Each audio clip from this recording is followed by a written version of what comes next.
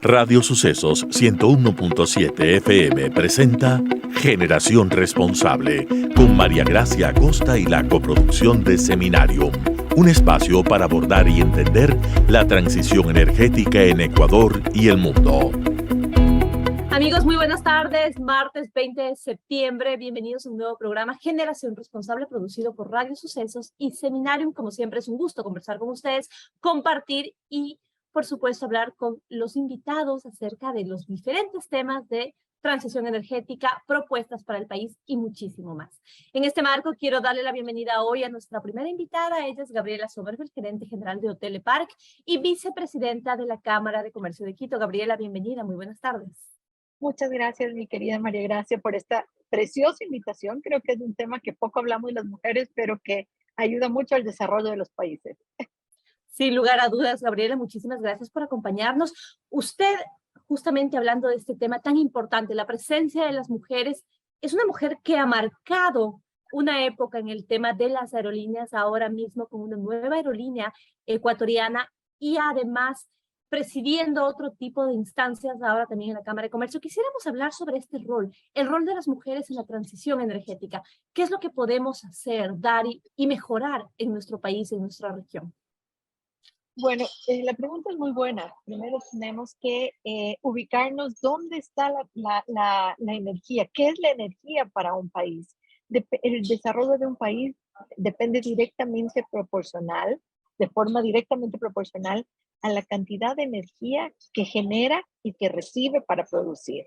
Entonces hablamos de que es uno de los insumos vitales para el desarrollo de un país. El crecimiento depende de ella. Cuando nosotros entramos a la página de Actuaria, que me gusta mucho, ahí hay una pestaña que dice Actuar por la Equidad. Dentro de esa página nosotros podemos ver cómo participa el género femenino dentro de las diferentes industrias. Y tuve la oportunidad de revisar esta estadística y dice que apenas el 18% de participación de la mujer está en el suministro de electricidad en el país, es decir, generación, distribución y transmisión. Pero también hay un fenómeno interesante, que apenas 2/3 del salario que recibe el hombre, apenas 2/3 del salario que recibe el hombre recibe la mujer, lo cual es una disparidad salarial interesante y se mantiene en todos los cargos y a diferentes niveles de edad. Pero también cuando miramos la información sobre los cargos gerenciales que ocupa la mujer dentro de este sector, baja su participación 6 puntos y se ubica en el 12%. Por otro lado, cuando miramos información y estudios que lanza el BID a nivel global, estamos hablando de que la representación de la mujer tiene que cambiar dentro de este sector, no solamente para que exista equidad sobre la participación de la mujer, sino para que se escuche su voz, porque su visión es diferente a la del hombre. Las necesidades, las demandas y el uso que la mujer le da a la energía es diferente en mujeres que en hombres, justamente porque la mujer dedica mucho más tiempo al hogar en muchísimos países, no está todavía muy insertada en el sector laboral y su visión es diferente. Pero también recoge otras ideas interesantes, como por ejemplo, la visión de la mujer que puede traer frente a este sentido de responsabilidad de un desarrollo sostenible que tiene, y con esto introducir nuevas tecnologías para poder generar de forma limpia, con energía solar, con eólica, con geotérmica o con biomasa, de forma eficiente, con sistemas inteligentes que reducen las pérdidas y elevan la confiabilidad incluso de la entrega y por lo tanto es mucho más efectiva. ¿Qué retos tiene la mujer en este sector? El primero es el acceso al financiamiento y la innovación. Y se dice en este estudio, alrededor de 72 años para representar apenas el 40% en plazas de empleo de la mujer dentro del sector energético. Pero también hay muchas oportunidades con el cambio de la matriz energética. Lo que se pretende es brindar mejores oportunidades de vida a zonas rurales, para evitar desplazamientos, para que tengan acceso a conectividad al mundo entero, para que puedan acceder a educación, para que puedan acceder a atención médica virtual y también puedan desarrollar sus diferentes emprendimientos. Me he Queda de lo que permitido usted dar nos ha ajá. sumamente claro, nos ha dado una radiografía realmente y con cifras bastante claras de cómo está la situación. Y aquí a mí sí me queda una duda porque se nota que todavía no es equitativo, todavía no hay un equilibrio en la representación de la mujer, si bien hablamos en distintas áreas, pero sobre todo en esto, dentro del tema energético, todas las compañías que tienen que ver con la transición. Y lo que usted nos dice realmente sería mucho más importante que exista. Pero ¿por qué se da esto? ¿Por qué todavía son tan pocas las mujeres que ingresan en esta área, en este sector?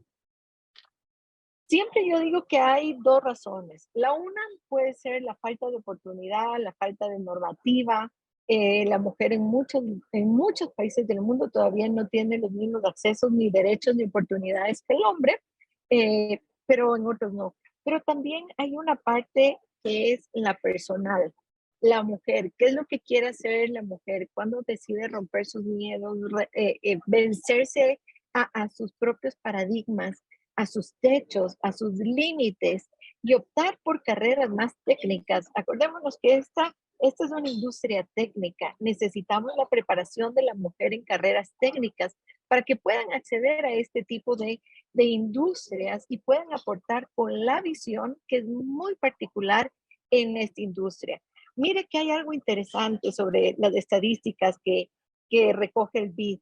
En lo que es energías tradicionales, la participación de la mujer llega a ser 17-19% a nivel global en la nómina. En lo que es energías renovables, con esta visión de un desarrollo sostenible, que tenemos unos objetivos de desarrollo sostenible muy claros, la participación de la mujer llega a ser hasta el 35% dentro de la nómina. Y estos son datos interesantes, es decir, con mayor conciencia de cómo podemos hacer las cosas de mejor manera, podemos lograr esta incorporación de la mujer y su visión dentro de este sector. Y es una incorporación, Gabriela, que se da auténticamente, de forma original, porque finalmente las mujeres estamos ganando esos espacios con la participación, porque ha sido difícil también incluir la perspectiva de género a lo largo de los años, cuando al menos en estos sectores estaban sobre todo manejados por hombres. Era históricamente un sector o sectores manejados por hombres, pero las mujeres vamos ganando terreno, vamos ganando espacio por nuestros propios méritos. Vamos ganando, pero la brecha es enorme. Recordemos el dato que di al inicio de la entrevista. Apenas el 12% de las mujeres participan en cargos gerenciales o de toma de decisiones dentro del sector energético en el Ecuador.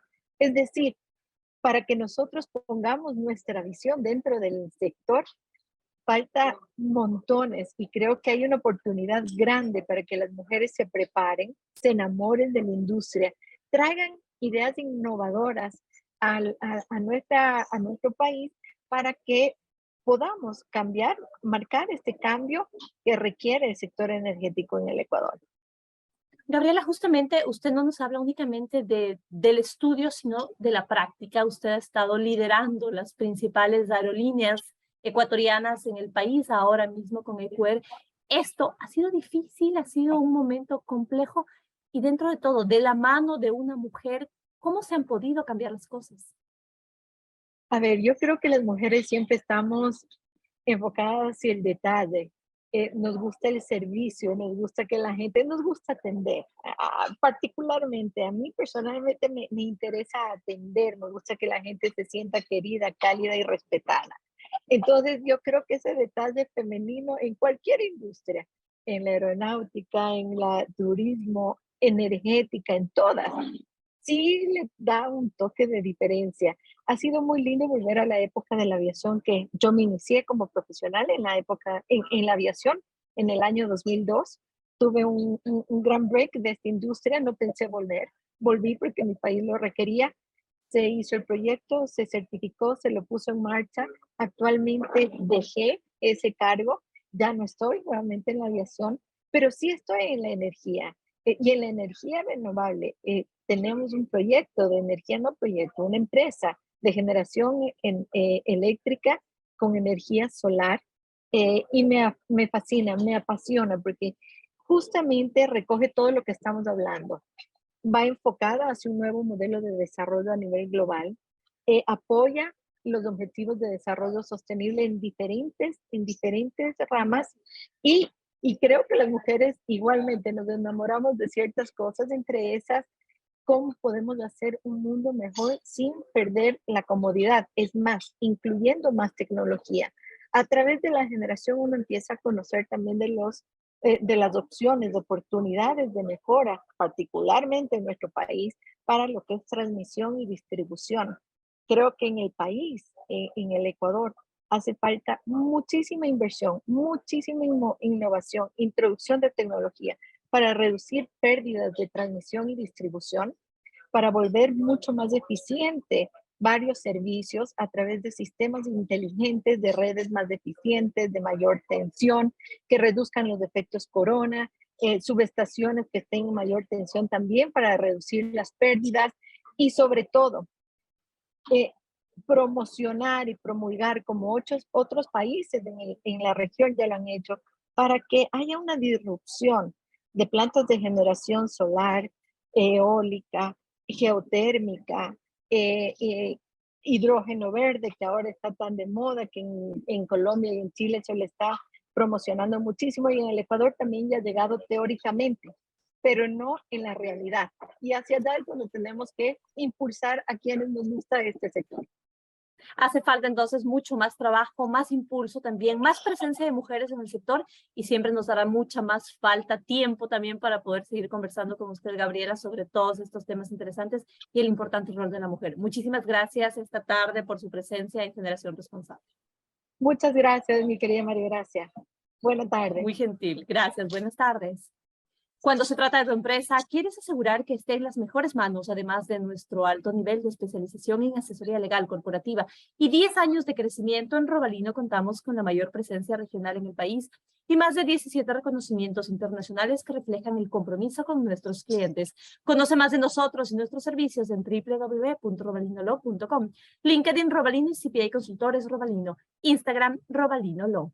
Despierta la mente creativa de tu equipo de trabajo, crea empatía con tus stakeholders, rediseña procesos de negocios y prácticas creativas e innovadoras en tu empresa. Seminarium presenta al mayor exponente de Design Thinking del mundo en Ecuador, Tim Brown, expositor recurrente del Foro Económico de Davos y profesor de Stanford University. El próximo 28 de septiembre en su Hotel Quito. Adquiere tus entradas en buenplan.com.es. Para más información, www.seminarium.com.es. Amigos, enseguida regresamos. Esto es Generación Responsable.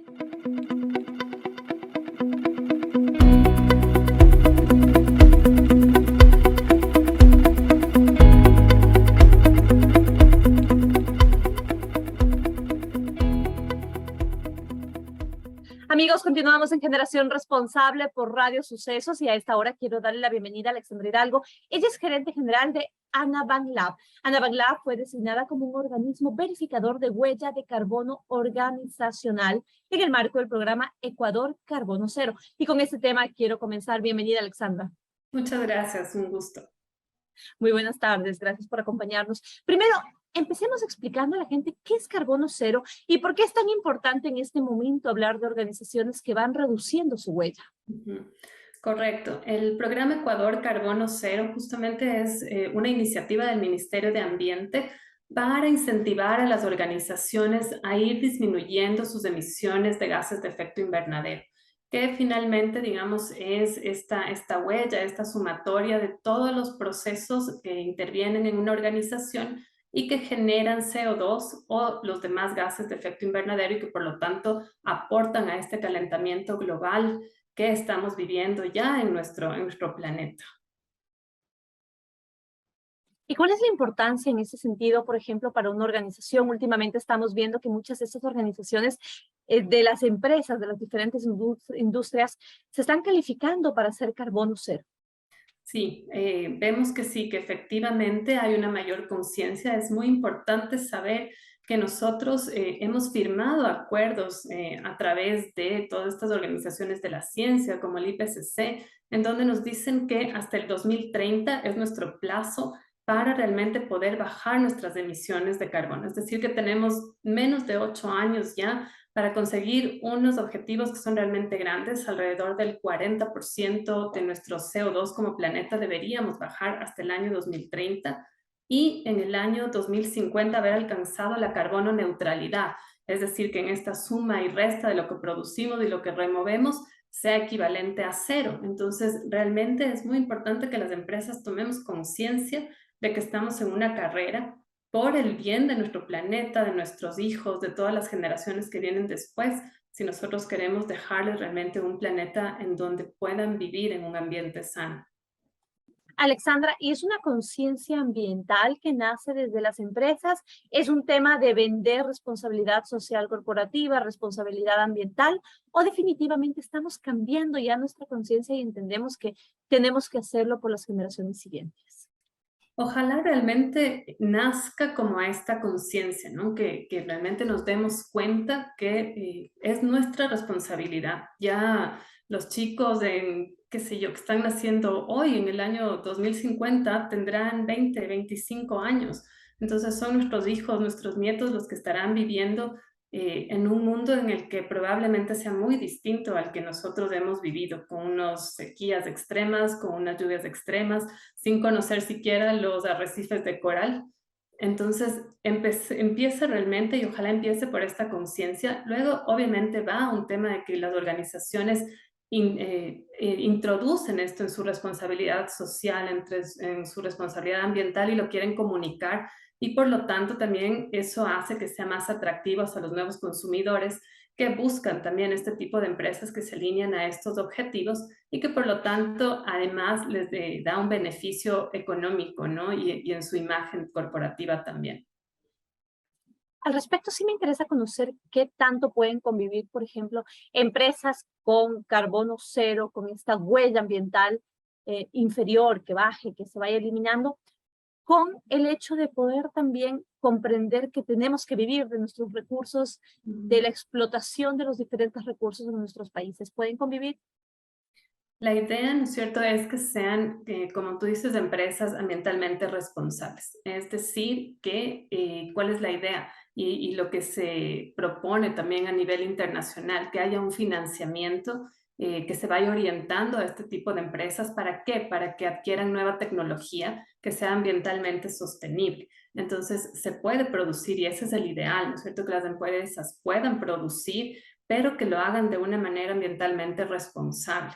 Es decir, que haya todo un tema de cambio de paradigmas, de uso, de hábitos en los que vayamos cambiando y también se vaya cambiando poco a poco la tecnología con este tipo de inversiones para que esta producción sea cada vez más sostenible. Cuando una empresa ya no puede disminuir porque efectivamente ya es su propio ser de la empresa, entonces que tengan la opción de compensar.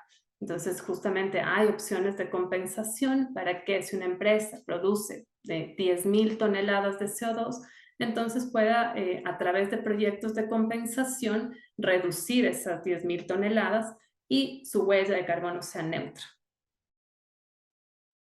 Ahora también, por ejemplo, hablando de esas empresas que le consultaba, que están inclusive dentro del sector estratégico, del sector que tiene que promover el tema minero y demás. Hay empresas que inclusive dentro de estos sectores están con huella de carbono cero o incluso carbono negativo, es decir, están entregando más de aquello que dejan de producir. Así es, así es. No tenemos que pensar solamente en la empresa como este órgano contaminante, ¿no es cierto? Sino que, como habíamos visto, tienen la posibilidad de hacerlo bien. O sea, un poco es la idea de ver cómo podemos hacerlo bien, cómo podemos hacerlo mejor. Entonces, tienen el tema por ejemplo, de todo este tema de la tecnología. Si nosotros hablamos de la minería, sabemos que los minerales son muy importantes para el desarrollo justamente de esta nueva tecnología. Entonces, el reto está en justamente hacer esta producción sostenible y también trabajar a la par con estos proyectos de compensación, por ejemplo, de reforestación, de aforestación, de producción más limpia, que haga que finalmente nuestro aporte, nuestra huella final sea negativa incluso. Ahora también, ¿cómo pueden hacer las empresas para calificarse dentro de este programa Ecuador Carbono Cero, intentando, por supuesto, que sean cada vez más quienes aporten al medio ambiente y aporten a un mejor futuro? La inscripción es a través de la página web del Ministerio del Ambiente. Ahí hay toda una guía de pasos que lo pueden hacer directamente. Entonces, el primer paso es ese, es inscribirse y de alguna manera es demostrar ese compromiso de querer cuantificar la huella. Una vez que ya se han comprometido, ¿no es cierto? Entonces viene ya el demostrar ese compromiso y el primer paso es cuantificar, es decir, hacer un inventario de todas las emisiones que tiene esa empresa, de las remociones si tuviera, y tener de alguna manera una hoja, vamos a decir, de Excel, ¿no es cierto?, en donde tengamos ese inventario y sepamos cuánto estamos emitiendo. Entonces, ese es el primer paso y ahí ya el ministerio les entrega incluso un distintivo por haber cuantificado su huella. Esto tiene que ser también un beneficio para las empresas que finalmente terminan siendo también compañías que tienen que rendir ganancias y demás. ¿Esto significa algún tipo de costo adicional o cómo pueden hacer las empresas para que el beneficio sea a mediano y largo plazo?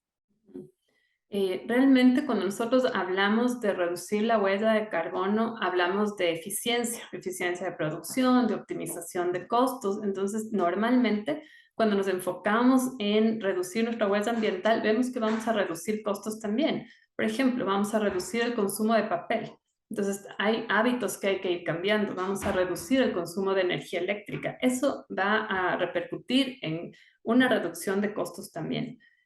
A la par, ¿no es cierto? Sí es verdad que puede ser necesario invertir en esta tecnología, por ejemplo, en todo lo que es energías alternativas, de energía solar, que a largo plazo también va a ser una disminución de costo para las empresas. Y además de todo, el ministerio les va a otorgar incentivos tributarios, incentivos laborales, entonces finalmente realmente es un ahorro para las empresas. Qué importante reconocer entonces que no se trata de gastos, sino definitivamente de beneficios para buscar otras alternativas de generación de energía y demás. Muchísimas gracias, Alexandra, por su tiempo en este espacio de Generación Responsable. Gracias a ustedes, un gusto. Muy gentil, muy buenas tardes. Robalino brinda una variedad de servicios incluyendo asesoría contable, financiera, consultoría para tu cumplimiento tributario y acompañamiento legal a nivel nacional e internacional. Nuestros servicios de CPA Consultores Robalino y nuestra línea de Business Process Outsourcing están hechos para darte el acompañamiento que necesitas. Conoce más de nosotros y nuestros servicios en www.robalinolo.com. LinkedIn Robalino y CPA Consultores Robalino. Instagram Robalino Law. La innovación pensada en el consumidor, la digitalización de tu empresa, resolver problemas de forma creativa e innovadora. Estos son los temas más importantes del Design Thinking que el próximo 28 de septiembre serán abordados por Tim Brown, el think tank más reconocido del Foro Económico de Davos y profesor de Stanford University. Adquiere tus entradas en buenplan.com.es. Para más información, www.seminarium.com.es. Amigos, hacemos una nueva pausa. Enseguida regresamos en Generación Responsable.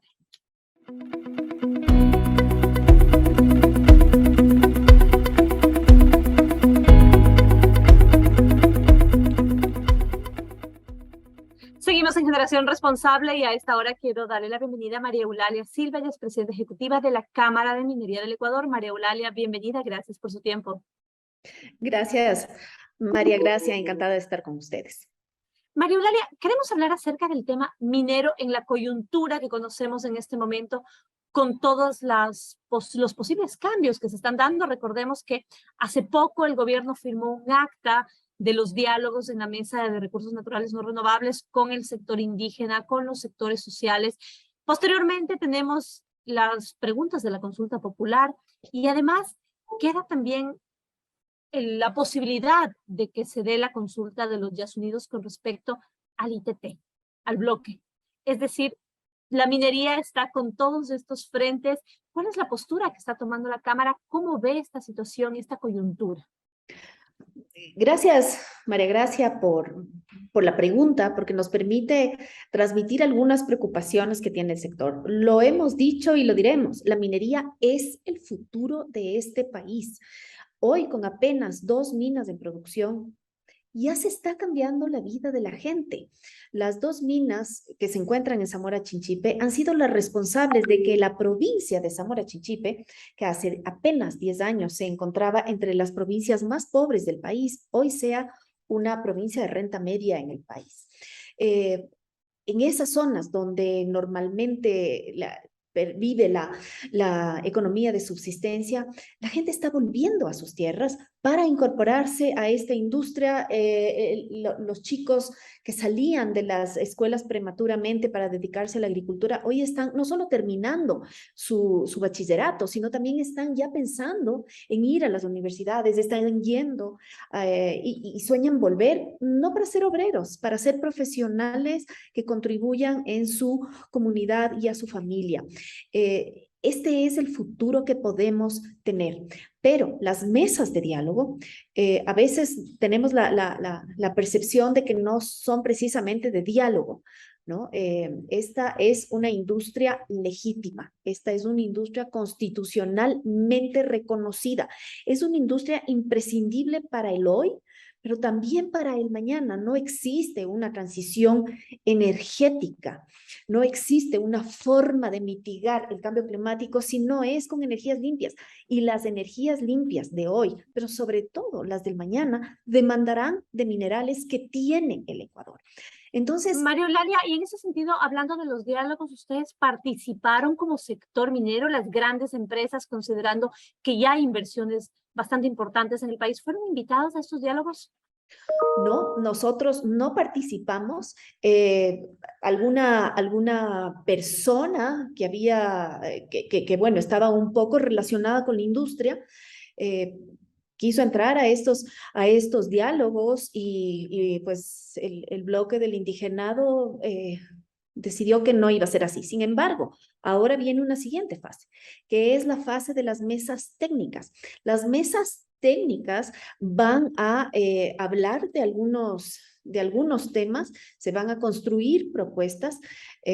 No creemos que estas mesas técnicas ni tampoco que las mesas de diálogo puedan convertirse en instancias supralegislativas ni suprajudiciales, ¿no? Pero si es que va a ser un foro para levantar propuestas de normativa, ahí la industria pide ser incluida, porque justamente hay temas técnicos que tienen que verse desde lo técnico y no desde lo político ni desde lo discrecional de las cabezas del movimiento indígena. Esto demostraría que está cambiando un poco las reglas de juego. El entorno está cambiante, genera quizá preocupación en las grandes empresas que están afiliadas a la Cámara de Minería del Ecuador, porque se puede hablar de algún tipo de inseguridad jurídica, María Eulalia. Me encantaría decir que no, pero creo que no es así. Sí hay preocupación en la industria. Hay preocupación en la industria. Justamente el Ministerio de Energía y el Ministerio de Energía y Minas, que es nuestro ministerio rector, que es además muy abierto a escucharnos, pues hemos tenido varias conversaciones, continuaremos con estas conversaciones para trasladar todas nuestras preocupaciones, una vez que además hemos hecho los análisis jurídicos y técnicos de una serie de los acuerdos a los que se ha llegado en esa mesa de diálogo. Pero creemos que bajo esta apertura, el gobierno es el llamado a defender a la industria, porque ojo, los minerales no son de las industrias, los minerales son del Estado ecuatoriano. Es el Estado quien tiene que decidir sobre el futuro de esos recursos, es el Estado quien le compete la administración de esos recursos. Por ende, es el Estado quien tiene que además hacer defender su soberanía. Insistimos, estas mesas de diálogo no pueden convertirse en unas instancias de superjueces ni de superlegisladores, simplemente porque hubo una coyuntura más bien un poco angustiante, como fueron las movilizaciones de 18 días. Creemos que todos podemos converger en los grandes intereses nacionales. Este país es un país azotado por el desempleo. Apenas 3 de cada 10 personas en edad de trabajar gozan de un empleo formal. Se necesitan alternativas de desarrollo, alternativas fuertes de desarrollo. Y esa María es... Eulalia, y en ese sentido también, como le decía en mi primera pregunta, la minería está enfrentándose a distintos conflictos, a distintas problemáticas, no únicamente este tema del diálogo, en el que también se habló acerca de los diferentes mecanismos de consulta, ya vamos a entrar a ello, pero tienen el riesgo de la consulta de Yas Unidos, tienen el riesgo de la consulta del Chocó Andino, bueno, Yas Unidos va más hacia el sector minero, pero el riesgo de la consulta de Yas Unidos, del Chocó Andino, perdón, tienen otros riesgos. Ustedes quizá frente a la Corte Constitucional, que ya ha tenido fallos de igual forma, que han puesto en entredicho el tema de la seguridad jurídica para la minería, ¿van a hacer algo? ¿Van a tomar acciones, medidas, quizá en los diferentes puntos o momentos, presentar amicus curiae, intervenir, hacer solicitudes? La Cámara siempre ha presentado amicus curiae dentro de todos estos procesos. Lamentablemente tuvimos unas, usted bien lo dice, unas resoluciones que han sido nefastas para la industria. Sin embargo, hoy en el panorama no son los únicos desafíos que vemos. Efectivamente, podría haber una consulta popular, la cual de por sí es inaceptable. Porque lo hemos dicho, una consulta popular local no puede ir sobre lo que manda la Constitución. La Constitución claramente dice que los recursos del subsuelo le pertenecen al Estado y que es el Estado central quien finalmente los administra. Entonces, una consulta local no puede terminar decidiendo los recursos que, al fin y al cabo, son de todos los ecuatorianos. Tenemos otros retos como son la consulta previa, la consulta ambiental y la consulta prelegislativa. La consulta previa, un mandato de la Constitución que no se ha implementado por falta de ley. Este es un mandato del Estado ecuatoriano, es un deber del Estado ecuatoriano que no puede ser suplido por una tarea de la industria. Esta es una tarea que tiene que hacer el Estado. La Constitución del 2008 y la Ley de Minería del 2009 exigían la práctica de esta consulta previa, que no ha sido realizada por falta de ley. ¿Qué es una consulta previa? No es un parangón de una consulta popular. Una consulta previa no involucra un poder de veto, no implica un consentimiento previo, es un mecanismo de participación a la ciudadanía para informarles de las posibilidades de desarrollo de un proyecto extractivo en determinada zona. Ojo, también es importante apuntar que esta consulta previa solamente se tienen que hacer a pueblos, comunas, comunidades y nacionalidades indígenas que estuvieran dentro de la concesión. No es aplicable a todo conglomerado. La consulta prelegislativa es un requisito que introdujo una sentencia del año pasado de la Corte Constitucional. Estamos a la espera de que el Ministerio del Ambiente dicte la norma constituyente y que, por supuesto, abrimos todas nuestra buena voluntad y disposición también para aportar con criterios técnicos a la construcción de esa normativa. Y bueno, finalmente, la consulta prelegislativa, que no es únicamente al sector extractivo, sino la consulta prelegislativa es una consulta, una socialización previa cuando una norma o una reforma, una norma va a impactar directamente en las comunidades, en comunidades específicas. Entonces, estamos frente a todos esos desafíos. Tenemos una Asamblea Nacional, un legislativo que pues pasa por momentos de ingobernabilidad, lo cual también es bien preocupante, porque esa ingobernabilidad redunda en un marco normativo. Nosotros, la minería industrial, la minería responsable, la minería formal, necesita ese marco jurídico que el Estado ecuatoriano no está otorgando. Entonces, ¿con esto qué futuro puede haber, María Eulalia? ¿Podemos seguir hablando de minería formal, minería responsable, minería legal, cuando al parecer todo está en contra y probablemente el Estado, el gobierno, no está tomando las medidas, las decisiones, las acciones que quizás se requieren? Debemos seguir hablando de esto, María Gracia. Debemos seguir haciéndolo. Yo como ecuatoriana me rehúso a pensar que no vamos a tomar esta maravillosa oportunidad en nuestras manos. Solo 2 minas industriales están operando hoy por hoy y ya hemos exportado de enero a julio de este año $1.600 millones. 1.600 millones de dólares que entran a la economía nacional. El año pasado generamos 138,000 puestos de trabajo directo e indirecto.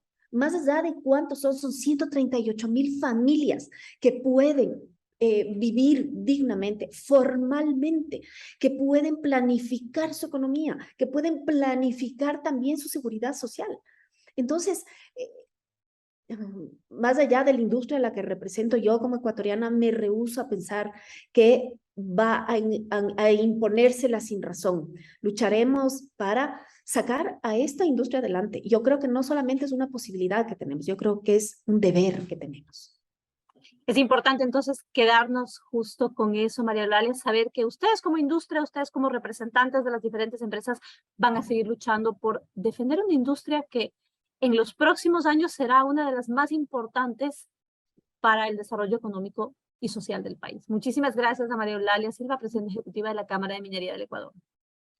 Gracias, María Gracia. Buenas tardes. Muy buenas tardes, muy gentil. Robalino te brinda una variedad de servicios, incluyendo asesoría contable. Cuenta con profesionales de varias ramas para asesorar todas las operaciones que tu empresa necesita.